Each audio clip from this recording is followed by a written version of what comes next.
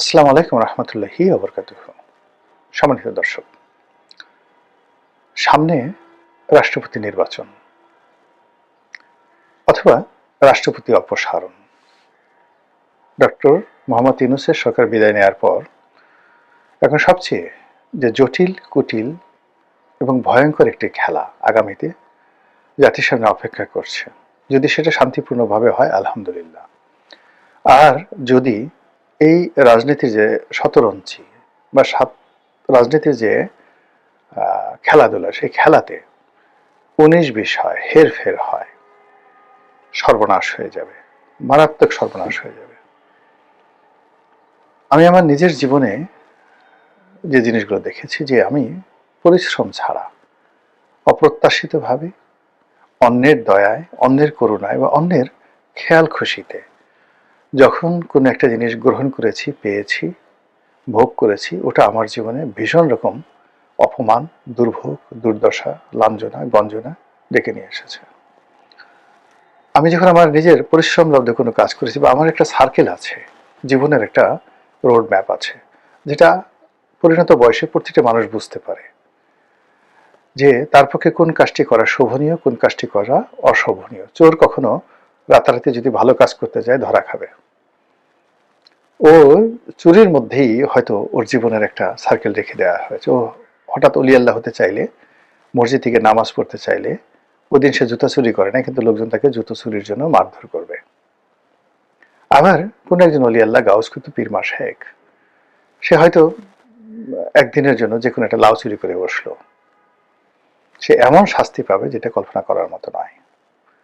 যে মানুষ দাতা, অন্যকে দেয়, সে মানুষ যদি কোনো কারণে অন্যের একটা জিনিসের প্রতি লোভ হলো, যে ইস, এই লোকটা যদি আমাকে সেটা দিত, এবং সেই লোকটা তাকে সেটা দিল, সে চেয়ে নিল বা চাইলো না, এমনি দিল, দেখবেন যে তার সেই দাতা যে গুণাবলীটা, সেটা আল্লাহ উঠিয়ে নিয়ে যাবেন। সে আর দাতা থাকতে পারবে না, গহিদা হয়ে যাবে।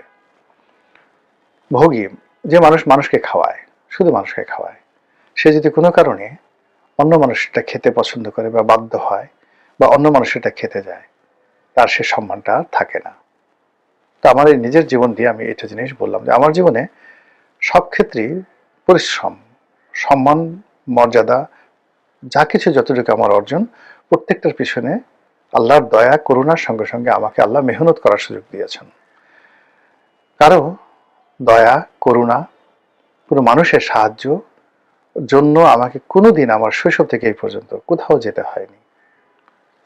আমাকে আল্লাহ সবকিছু এমনি এমনি দিয়েছেন, পরিশ্রম এবং তার দয়া। কিন্তু মানুষের দয়া, করুণার জন্য যেতে হয়নি। কখনো কখনো যে চেষ্টা করিনি তা নয়, চেষ্টা করেছি, খুব খারাপ ফলাফল এসেছে। তো এরকম যেটা বলছিলাম, যে এখন যারা রাজনীতিতে কতগুলো নর্মাল সার্কেল আছে, সেই সার্কেলের বিনিময়ে যদি সেই সীমার মধ্যে থেকে মানুষ কাজকর্ম করে, তখন তার বরকত থাকে। শেখ হাসিনার বরকত ছিল, বঙ্গবন্ধুর বরকত ছিল, যতদিন পর্যন্ত তারা নিজেদের মেহনতের ফসল ভোগ করেছেন। কিন্তু যেই মুহূর্তে নিজেদের মেহনতের বাইরে গিয়ে তারা আমলাদের, কামলাদের, বিভিন্ন মানুষের কুবুদ্ধি, অন্যকে ঠকানোর এবং অন্যকে বঞ্চিত করার যে দুরভিসন্ধি, এই জিনিসগুলোর উপর তারা ভর করেছেন, অমনি তাদের যে প্রাপ্য সম্মান, মর্যাদা, সেটা আল্লাহ তাদের কাছ থেকে উঠিয়ে নিয়ে গেছেন। যে দেশ বঙ্গবন্ধু স্বাধীন করেছেন, মহান মুক্তিযুদ্ধে যে আওয়ামী লীগ নেতৃত্ব দিয়েছে, তাদের লোকজন আজকে দেশ ছাড়া। এর চেয়ে অপমান, এর চেয়ে কষ্ট, এর চেয়ে ক্ষুধাই গজে বার হতে পারে না। যারা দেশের প্রয়োজনে, নিজের প্রয়োজনে বিদেশে থাকেন, তাদের কথা আলাদা। কিন্তু দেশ থেকে যারা পালিয়ে অপমান থেকে বাঁচার জন্য, মামলা মোকদ্দমা থেকে বাঁচার জন্য বিদেশে রাস্তায় রাস্তায় ঘুরে বেড়ান, ওই দেশের শিয়াল কুকুরের চাইতেও তাদের যে মানে করুণ দশা অনেক অনেক নিন্দনীয়।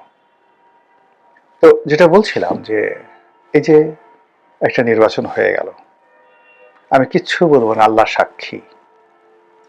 আর যারা এই নির্বাচনের সঙ্গে জড়িত ছিলেন তারা সাক্ষী। হতে পারেন তারা অলি আল্লাহ, হতে পারেন তারা সাধারণ মানুষ, হতে পারেন তারা অনেক ক্ষমতাধর ব্যক্তি, কিন্তু তারা বুকে হাত দিয়ে জানেন যে এই নির্বাচনটি হলো, এই নির্বাচনের আগে কোথায় কয়টি বৈঠক হয়েছে, এই নির্বাচনের ফলাফল কেমন হবে, কোনটা কি হবে, তারা জানেন। তো কাজেই সেই যে একটা নির্বাচন হলো, আপাত দৃষ্টিতে সব শুনশান, শান্তিপূর্ণ সবকিছু, কিন্তু পর্দার আড়ালে যা কিছু হয়েছে আপনি আমি না দেখলে তো আল্লাহ তো দেখেছেন।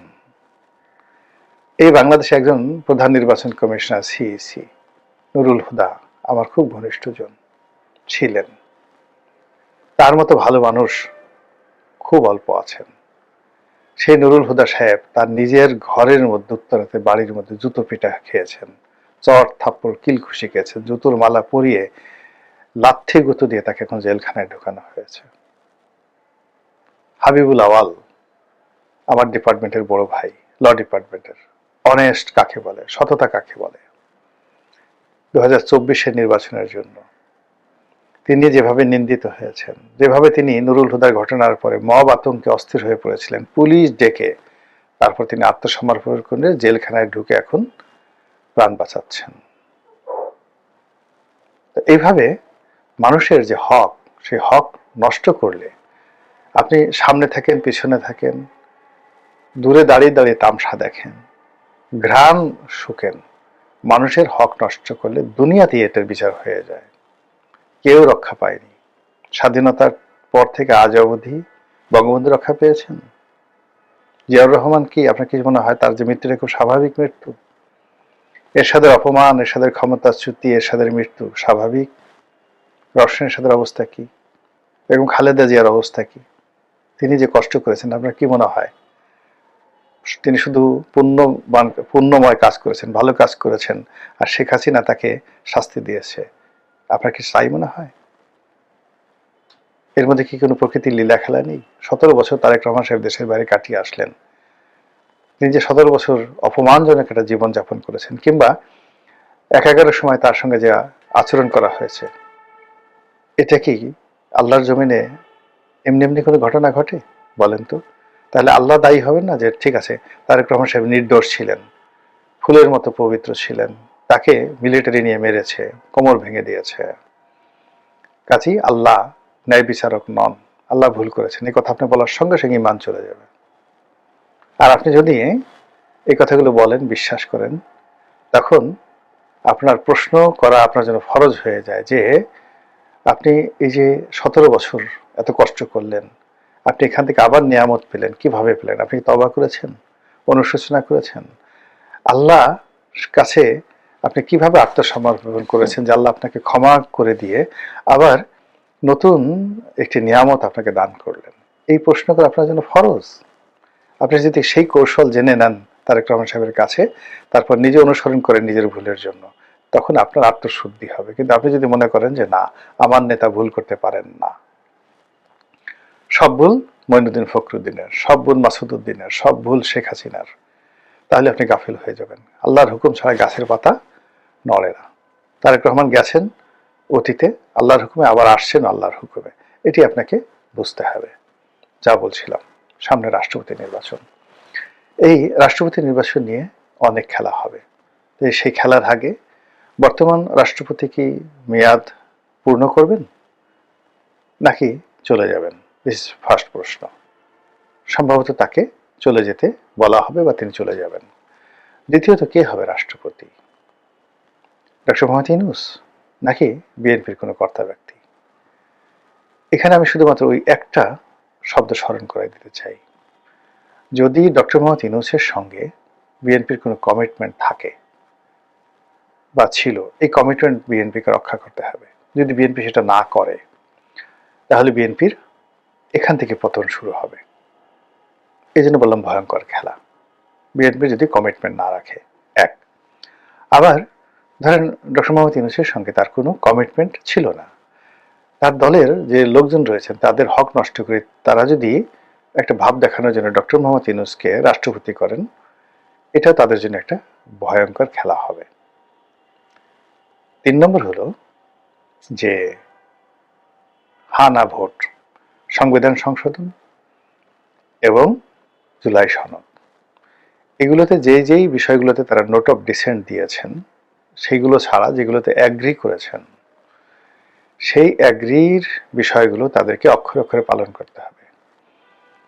এটা নিয়ে যদি রাজপথ উত্তপ্ত হয়, লক্ষ লক্ষ মানুষ রাস্তায় নেমে আসবে, ইনক্লুডিং আওয়ামী লীগ।